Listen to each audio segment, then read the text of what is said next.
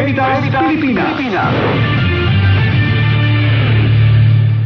Mga kababayan, kayo ba ay may nararamdamang sakit sa inyong katawan? Huwag itong pabayaang lumala. Magparehistro na sa PhilHealth Konsultasyong Sulit at Tama o konsulta sa pinakamalapit na local health insurance office o sa pamamagitan ng PhilHealth Member Portal na matatagpuan sa www.philhealth.gov.ph. Sagot dito ang check-up, health screening, laboratory at mga gamot batay sa kondisyon ng pasyente. Para sa iba pang detalye, mag-post ng tanong sa official Facebook page ng PhilHealth. Para maiwasang lumala ang sakit, magpakonsulta ka na. PhilHealth, your partner in health. Ano ba ang El Nino at ang epekto nito sa mga Pilipino?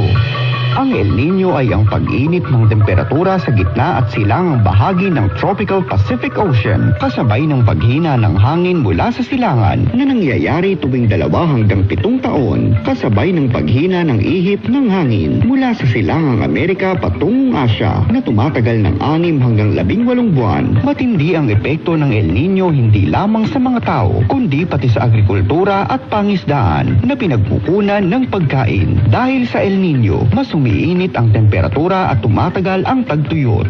Naaantala rin ang pagsisimula ng tag-ulan at nababawasan ang dami ng tubig ulan. Kapanalig, paghandaan ang panganib na dulot ng El Nino phenomenon sa sektor ng agrikultura at pangisda upang hindi maapektuhan ang produksyon at presyo ng agricultural commodities na maaaring magdulot ng kakulangan sa pagkain. Maging handa sa El Nino para mabawasan ang pinsalang maitudulot sa mamamayang Pilipino. Isang paalala ng inyong kapanalig na himpilan, Veritas 846, ang radyo ng simbahan.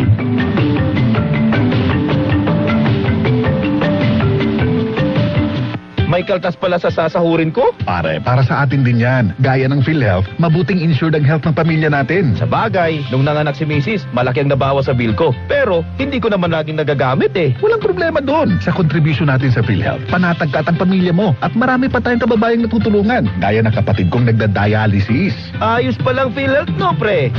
Sa ambag ng bawat isa, nakikinabang ang maraming pamilya. Iyan ang diwa ng bayanihan sa PhilHealth. PhilHealth, your partner in health. Ang inyong mga kapanalig sa umaga.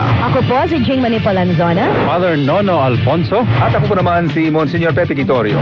Veritas Pilipinas.